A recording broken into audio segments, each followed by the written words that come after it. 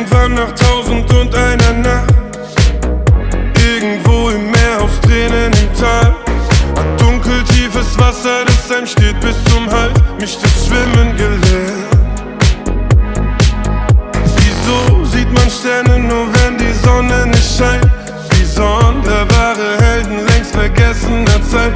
Wie soll man auch nach all den Jahren schlaflosen Nächten denn das Träumen erlernen?